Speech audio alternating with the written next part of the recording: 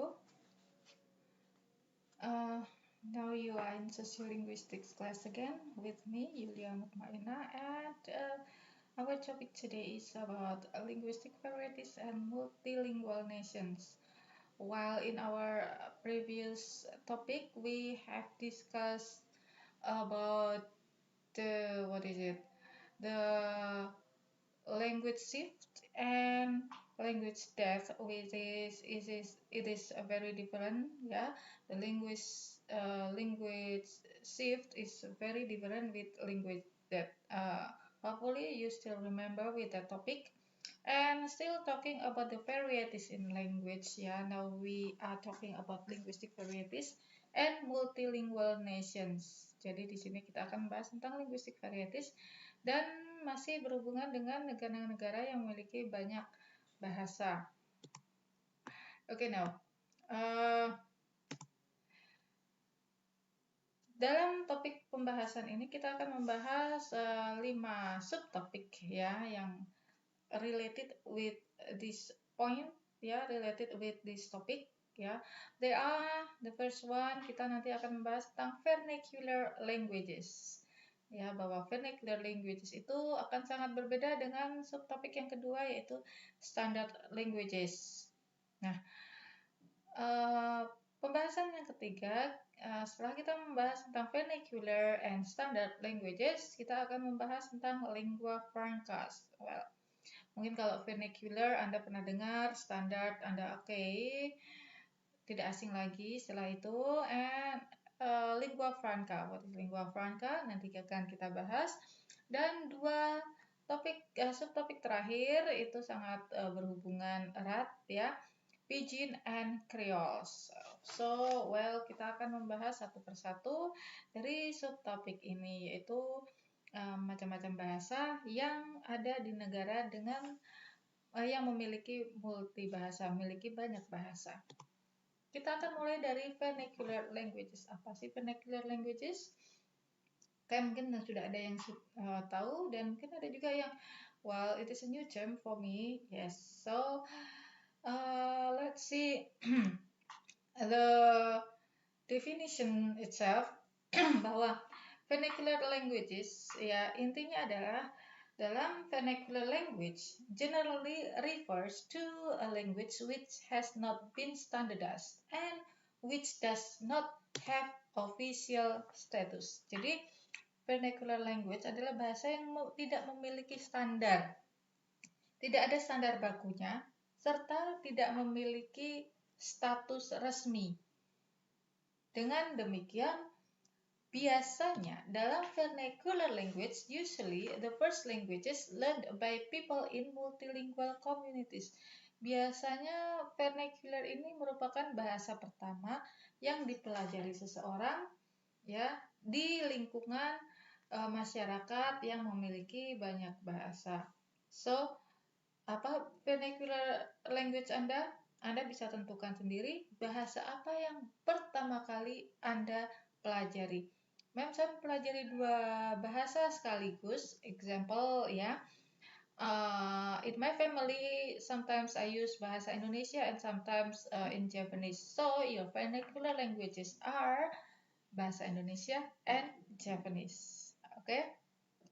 Karena itu adalah bahasa yang pertama kali dipelajari oleh seseorang, maka biasanya bahasa tersebut, bayangkan Anda pertama kali belajar bahasa atau adik Anda atau sepupu Anda atau ponakan Anda ya. Ketika Anda atau orang tuanya mengajari berbicara pada anak tersebut, apakah mereka mengajarkan dalam bahasa resmi? Of course not. Ya, pasti bahasa yang dipelajari adalah bahasa sehari-hari. Dengan demikian, bahasa sehari-hari itu biasanya tidak ada standar bakunya. Ya, jadi secara gampangnya kita bisa mendefinisikan bahwa vernacular language itu biasanya merupakan bahasa yang digunakan secara umum, ya, yang digunakan secara informal, atau dengan kata lain merupakan bahasa yang digunakan sehari-hari dalam berkomunikasi. Ada 4 poin atau 4 komponen dari pengertian vernacular itu sendiri, yaitu yang pertama, the most basic refers to the fact that a vernacular is an uncodified or unstandardized variety. Jadi dari pengertian ini bisa dipahami bahwa vernacular language itu merupakan bahasa yang tidak terkodifikasi atau biasanya merupakan atau disebut juga dengan variasi yang tidak ada standar bakunya. Ya. Kemudian the second yang berikutnya adalah refers to the way it is acquired. Di mana sih digunakannya? Nah, biasanya vernacular itu merupakan bahasa yang digunakan at home, di rumah, ya, sebagai bahasa pertama yang digunakan. And then yang ketiga adalah bahwa vernacular is used for relatively circumscribed function. Digunakan ya fungsinya itu ya fungsi yang keseharian gitu ya, bukan fungsi yang digunakan secara formal, karena memang vernacular ini merupakan bahasa sehari-hari. Dan yang terakhir, istilah vernacular ini juga biasanya digunakan untuk mengindikasikan bahwa a language is used for everyday interaction. Nah, ini kuncinya, bahwa vernacular gampangnya ya, jika Anda ingin mengingat-ingat apa itu vernacular, gampangnya adalah vernacular itu merupakan bahasa yang digunakan sehari-hari untuk berinteraksi, untuk berkomunikasi. Ya, kalau setiap hari Anda menggunakan bahasa modelnya seperti itu, nah, that is your vernacular. Gitu ya. And then, topik kita yang kedua yaitu tentang standard languages. Standard languages, poinnya intinya itu adalah kebalikan dari vernacular. Apa sih standard languages itu? So, a standard language variety is generally one which is written, and which has undergone some degree of regularization or codification. For example, from its grammar or from dictionary. Jadi biasanya standard languages itu merupakan bahasa tulis, bahasa standar ya, bahasa tertulis, di mana dalam pemakaiannya itu ada regulasi yang terkodifikasi, regulasi tertentu ya. Regulasi tertentu sudah ada peraturannya, example itu melalui grammarnya harus seperti apa, harus tepat, dan biasanya juga sudah from dictionary, sudah ada bakunya. Karena baku maka sudah dikamuskan. Ya, kalau tidak ada di kamusnya berarti itu masuk ke dalam vernacular.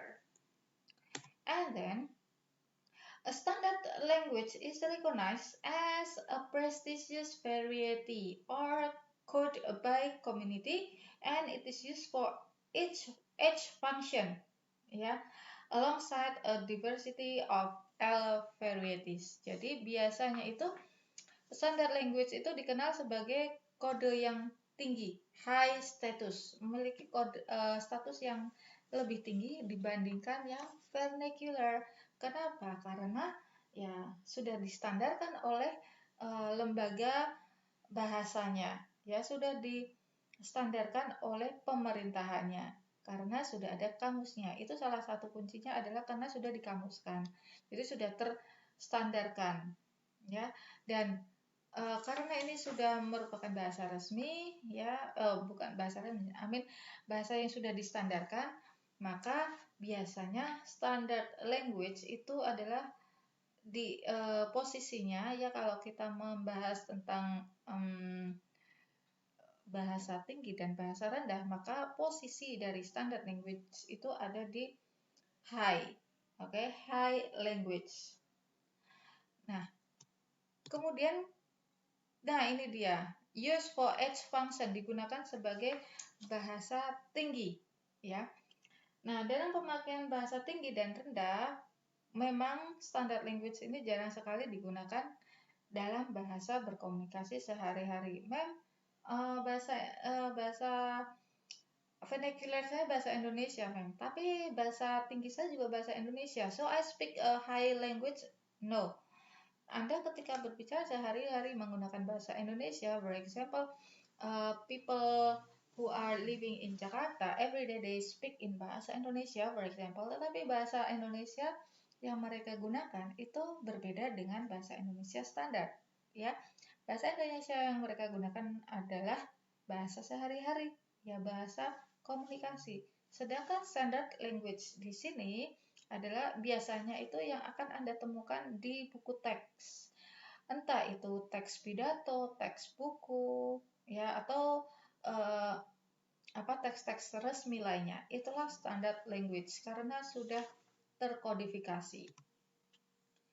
Berikutnya kita akan membahas tentang lingua franca. Oke, Anda masih ingat linguistic repertoire, ya, linguistic repertoire atau daftar bahasa yang dimiliki seseorang. Ya, kalau Anda sudah memahami linguistic repertoire, akan lebih mudah untuk memahami lingua franca.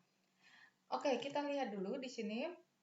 A lingua franca, ya, is a language for communication between people whose first languages differ. Jadi bahasa ini lingua franca ini digunakan untuk berkomunikasi antar masyarakat, antar orang yang bahasa pertamanya berbeda. Okay? For example, your linguistic repertoire is you can speak bahasa Indonesia, Japanese, and English. Okay? And then you meet a foreigner. Anda bertemu dengan orang asing, di mana orang asing tersebut tidak bisa berbahasa Indonesia, tidak bisa berbahasa Jawa, dia bisanya berbahasa Perancis, for example, atau dia juga bisa berbahasa Jerman, ya, dia paham dan sedikit bisa berbahasa Jerman, dan dia juga walaupun tidak lancar, dia bisa menggunakan bahasa Inggris. Maka ketika berkomunikasi, Anda akan menggunakan bahasa Inggris ketika berbicara dengan orang tersebut. So, the English here is the lingua franca. Atau dengan kata lain, lingua franca adalah bahasa pemersatu. Bahasa pemersatu untuk berkomunikasi antar orang, antar masyarakat, di mana bahasa pertamanya itu berbeda. Ya. Nah, untuk negara-negara yang memiliki lebih dari satu bahasa atau multilingual country, ya, a standard language is recognized as a prestigious variety or code by a community, and it is used. In some countries, the most useful and widely used lingua franca is an official language or the national language. Jadi contohnya saja Indonesia, ya. Di Indonesia terdapat banyak bahasa yang sebagai bahasa sehari-hari. For example, orang yang tinggal di Papua, mereka akan menggunakan bahasa Papua. Yang ada di Jawa akan menggunakan bahasa Jawa. Ada di Aceh akan menggunakan bahasa Aceh. Example. Di Bali berbeda lagi, akan menggunakan bahasa daerah mereka di Bali. Ya. Ketika ada satu pertemuan, tidak mungkin masing-masing individu akan menggunakan bahasa daerah masing-masing. Sehingga biasanya lingua franca di sini adalah bahasa resminya atau bahasa nasional yang ada di negara tersebut, which is bahasa Indonesia. So, kalau kita lihat, ya, di pertemuan-pertemuan nasional yang menghadirkan, for example, duta-duta dari daerah-daerah di Indonesia, example, pasti akan menggunakan bahasa Indonesia sebagai lingua franca. Atau pertemuan di PBB, ya, example, ini hanya contoh saja. Di PBB, ketika ada pertemuan duta-duta dari negara-negara anggota PBB, maka bahasa yang digunakan adalah bahasa Inggris sebagai bahasa pemersatunya. Ya, dengan demikian bisa disimpulkan bahwa lingua franca secara gampangnya adalah bahasa pemersatu yang digunakan untuk berkomunikasi. Oke. sekarang kita masuk ke pidgin. Well, pidgin ini mungkin sekarang sudah jarang terjadi ya. Apa sih pidgin itu? Oke. Kita lihat di sini. Pidgin itu apa sih? A pidgin is a language which has no native speakers. Loh, kok bisa? Maksudnya apa? Bahasa kok tidak memiliki native speakers, ya? For example, bahasa Jawa, native speakernya ya kita orang Jawa. Ya, bahasa Indonesia, native speakernya ya kita as Indonesian who speak Indonesian. Oke? Okay? Tetapi ada istilah pidgin, yaitu bahasa yang tidak memiliki native speaker. Apa ada? Yes, ada. Ya.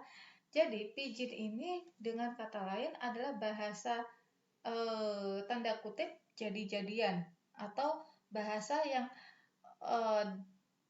created by people, ya. Jadi pidgins develop as a means of communication between people who do not have a common language. Nah, berbeda dengan yang tadi ya, dengan lingua franca. Kalau lingua franca ya dalam daftar bahasa yang dimiliki seseorang dengan orang lain itu ada satu bahasa atau beberapa bahasa yang sama, sehingga kedua individu ini akan berkomunikasi menggunakan bahasa yang sama tersebut. Tetapi berbeda halnya dengan pidgin, di mana ketika dua komunitas, di sini ketika kita membicarakan pidgin maka kita membicarakan komunitas yang lebih besar lagi ya. Di mana dua komunitas bahasa tersebut, dua masyarakat bahasa tersebut tidak memiliki persamaan bahasa, saling tidak mengetahui bahasa satu dengan bahasa yang lainnya. Jadi di sini ya tidak bisa bercampur bahasanya. Biasanya pidgin ini terjadi di negara-negara yang dijajah. Banyak terjadi pidgin ini adalah di negara-negara Afrika serta di negara New Guinea, ya. Negara New Guinea di sana juga dulunya adalah pidgin, di mana banyak pendatang, ya, di mana pendatang tersebut tidak bisa berkomunikasi dengan warga lokal, which is negara yang dijajah, sehingga para pendatang tersebut dan warga lokal mereka kebingungan how to communicate each other, maka terbentuklah pidgin. Nah, pidgin ini ya develop as a mean of communication between people who do not have a common language. Jadi tidak ada bahasa yang bisa dimengerti satu sama lain, sehingga mereka create a new language.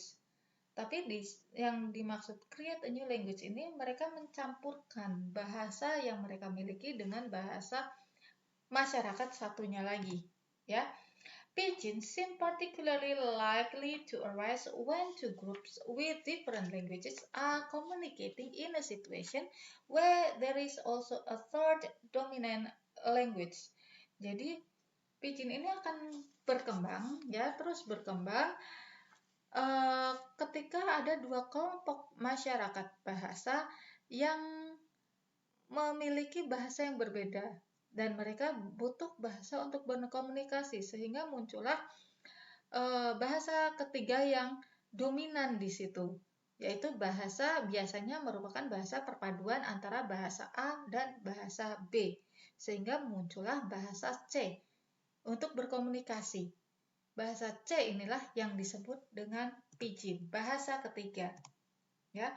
Dan pidgin languages are created from the combined efforts of people who speak different languages. Seperti tadi sudah saya jelaskan, merupakan kombinasi antara dua bahasa yang berbeda.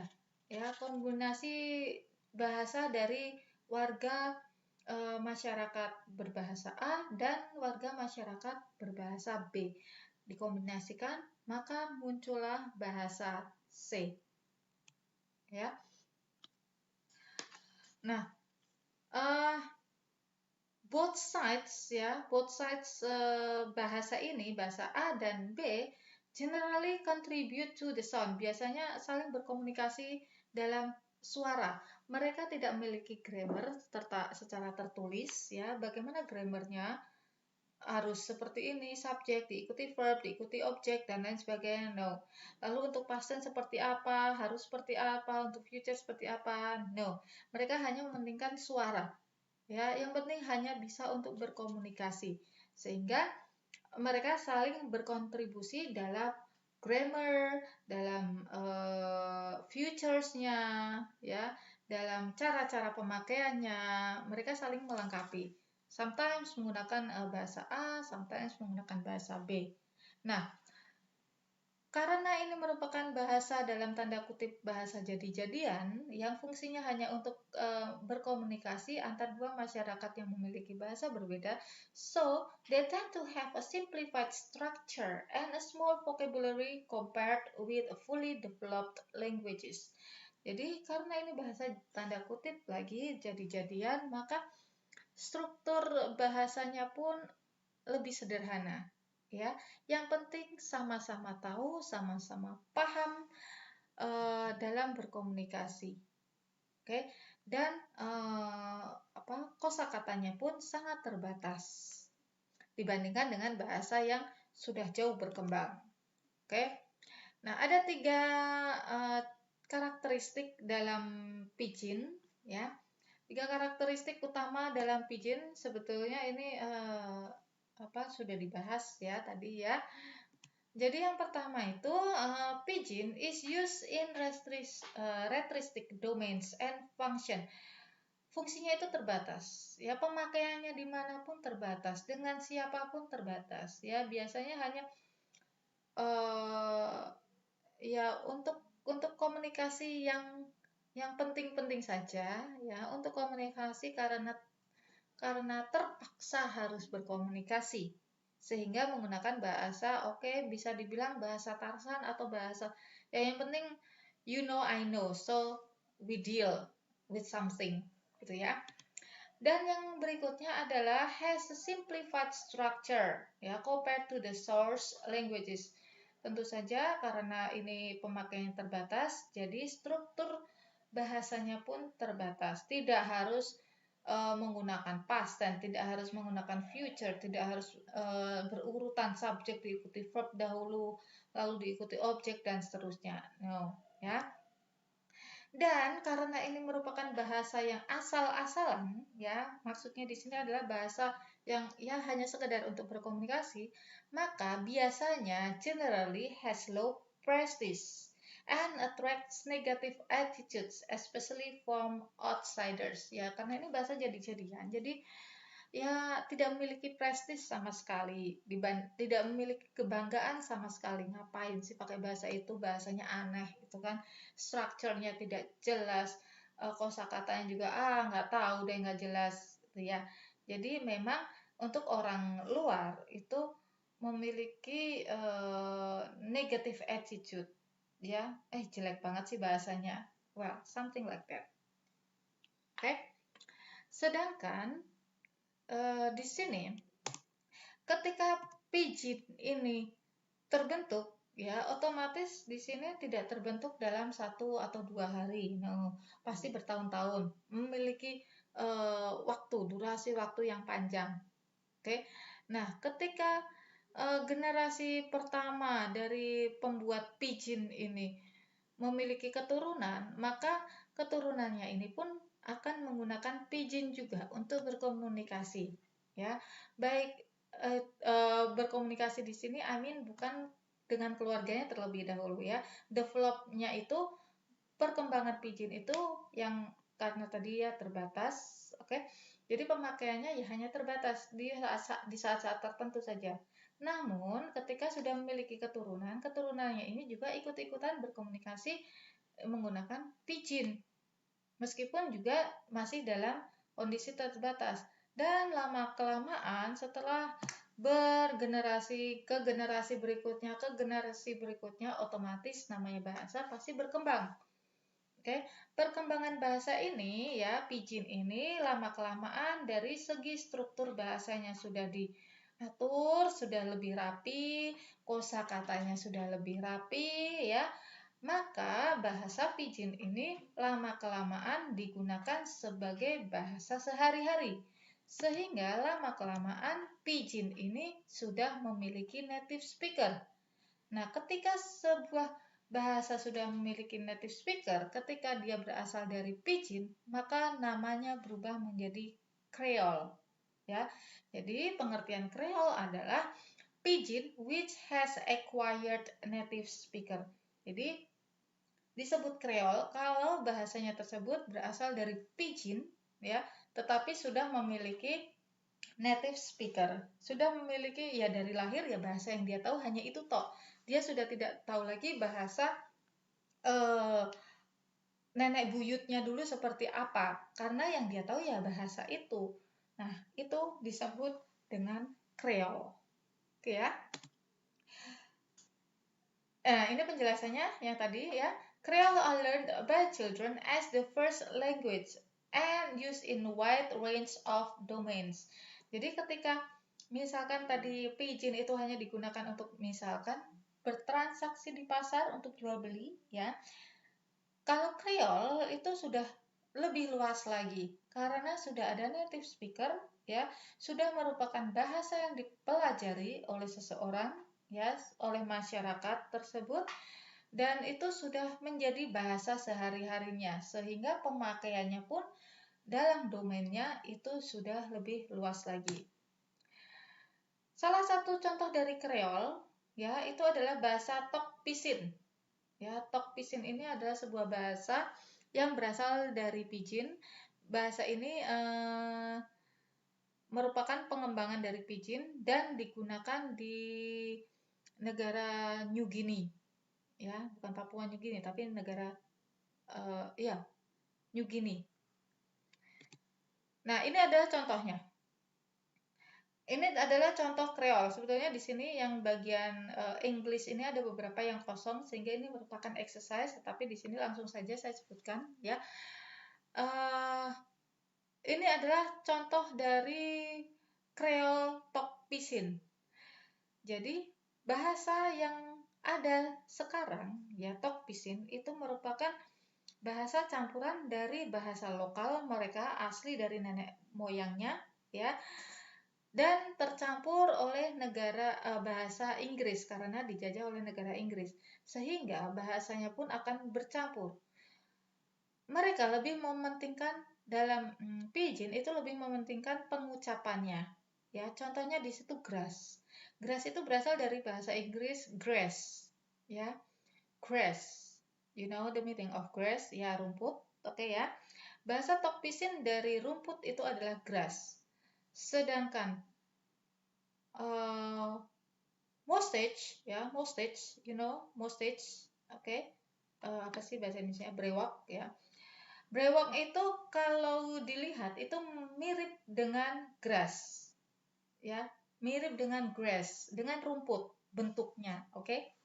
You can smile or you can laugh with these words, ya karena memang saat pertama kali saya membaca, wow, aneh sekali bahasanya, ya. Jadi bahasa Tok Pisin dari mustache itu adalah mouse grass. Mouse grass berasal dari kata mouse, itu mouth, ya, mungkin dari kata mouth dan grass, rumput. Ya, jadi ada rumput yang tumbuh di atas mulut, di sekitar mulut. Maka mereka menyebutnya dengan mouse grass. Oke. Nah, contoh yang lain yaitu bird. Oh, sorry. Mustache itu adalah kumis, ya, mustache. Bahasa Inggrisnya adalah mouse grass. Sedangkan bird, ya, bird itu adalah seperti rumput yang tumbuh di sekitar mulut, brewok. Makanya dalam bahasa Tok Pisin, bird atau brewok itu istilahnya adalah grass belong fast, ya. Berasal dari kata grass, itu dari kata grass, rumput. Belong itu dari bahasa Inggris ya, belong, ya, tapi tulisannya berbeda. Belong, kepemilikan, ya kan, belong itu untuk kepemilikan. dan dari kata face. Face itu berasal dari kata face, muka. Sehingga grass below face bisa diartikan adalah rumput yang dimiliki oleh wajah. It means beard itu sendiri, ya, brewok. Nah, sama halnya dengan hair, rambut. Bahasa Tok Pisin dari hair adalah grass below head. Grass below head, rumput yang dimiliki oleh kepala. Oke, sama saja ya. Mata, eye dalam bahasa Inggris, bahasa Tok Pisinnya adalah eye. Eye, ya. Nah, eyebrow, alis, dalam bahasa Inggris eyebrow, dalam bahasa Tok Pisin berubah menjadi grass antap long eye. Grass antap long eye. Dari istilah tersebut kita bisa mungkin menebak, oke, grass itu grass ya. Antap, I don't know, antap ya, mungkin itu berasal dari bahasa asli mereka. Long eye ya, long panjang, yang bentuknya panjang, eye adalah mata. Sehingga itu adalah penyebutan untuk eyebrow. Oke, sedangkan bird ya, burung itu mereka menggunakan istilah mereka sendiri, yaitu pisin. Ya, pisin dalam bahasa mereka itu artinya bird. Ya, itu tetap dipertahankan, tetapi ada kata grass belong pisin, ya, grass belong pisin itu diartikan sebagai fur. Fur? Ya, bulu binatang. Karena grass itu berasal dari kata grass, rumput, belong yang dimiliki oleh pisin, burung, sehingga rumput yang dimiliki oleh burung, bulu, ya, bulu binatang. Sama saja hand, ya, hand bahasa Tok Pisinnya adalah han, sehingga sayap burung itu dalam bahasa Tok Pisinnya adalah han bilong pisin. Han tangan, bilong kepemilikan, pisin burung, tangan yang dimiliki oleh burung. Maka itu merupakan bahasa Tok Pisin dari wings atau sayap. Oke, itu adalah contoh bahasa Kreol ya, contoh Kreol yang diambil dari bahasa Tok Pisin ya di New Guinea sana. Nah, sekarang bagaimana sih function dari Kreol itu sendiri ya? Tentu saja fungsinya kalau untuk Kreol itu sudah merupakan bahasa sehari-hari ya. Karena apa? Karena Kreol itu differ from Pidgin ya, dilihat dari functionnya. Secara fungsi, kalau Pidgin itu hanya digunakan di area terbatas saja, ya, hanya untuk berkomunikasi secara terbatas. Ya, ketika berbicara dengan orang yang tidak memahami bahasa kita saja, kita berbicara atau berkomunikasi dengan komunitas yang berbeda, di mana satu sama lain tidak saling mengetahui bahasanya. Oke, maka menggunakan Pidgin. Fungsinya sangat terbatas. Oke, pemakaiannya sangat terbatas. Sedangkan Kreol itu sudah lebih luas lagi fungsinya. Pemakaiannya sudah lebih luas. And then, Kreol merupakan Pidgin yang sudah berkembang, expanded. Berkembang itu baik dari sisi struktur bahasanya, juga dari vocabulary-nya, dari kosakatanya itu sudah jauh berkembang, ya, sudah lebih baik dibanding bahasa yang masih dalam status Pidgin, ya. Sehingga karena sudah struktur dan vocabulary-nya itu sudah lebih baik, sudah jauh lebih baik, so it is meaningful, sudah meaningful and serve the range of function. Fungsinya sudah luas lagi, required of the first language. Sudah ya sama seperti bahasa yang lain di dunia ini karena dia sudah berfungsi sebagai bahasa pertama. Lalu bagaimana sih attitude-nya ya terhadap Kreol ini ya? Though outsiders' attitude to Creole are often as negative, ya, meskipun dia dari orang asing itu masih ada yang menganggap Creole itu ya karena asal mulanya tahu ini adalah bahasa jadi-jadian gitu ya, yang berasal dari Pidgin sehingga tetap menganggap Creole ini rendah. Tetapi tidak bagi orang yang menggunakan bahasa tersebut, yang menggunakan Creole sebagai bahasa pertamanya, ya, karena mereka sudah menganggap inilah bahasa kami, ya, walaupun ini Creole, tapi inilah bahasa pertama kami, ya. Contohnya adalah Tok Pisin, ya. Bahasa Tok Pisin itu sudah memiliki status tersendiri dan sudah prestis, sudah ada, ya, sudah ya prestis ya untuk orang-orang yang tinggal di Papua New Guinea sana. Ya, karena ini merupakan bahasa pertama mereka saat ini. Oke, walaupun meskipun dulu-dulunya berasal dari Creole. Maksudnya saya menggunakan kata dulu itu bukan 5 atau 10 tahun yang lalu. No, tapi puluhan tahun yang lalu atau bahkan mungkin bisa ya ratusan tahun yang lalu. Oke ya.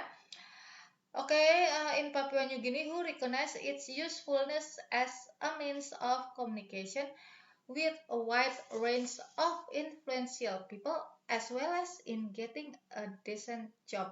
Ya, jadi ya karena ini sudah digunakan untuk berkomunikasi sehari-hari, sehingga untuk ke pekerjaan pun ya, untuk sekolah pun mereka sudah menggunakan bahasa Tok Pisin. Well, materinya untuk topik kita hari ini cukup sekian ya untuk linguistic varieties and multilingual nations. Kita sudah membahas tentang 4 subtopik tadi ya, mulai dari vernacular language, bahwa vernacular language itu merupakan bahasa pertama, biasanya merupakan bahasa pertama yang dipelajari oleh seseorang dan merupakan bahasa sehari-hari.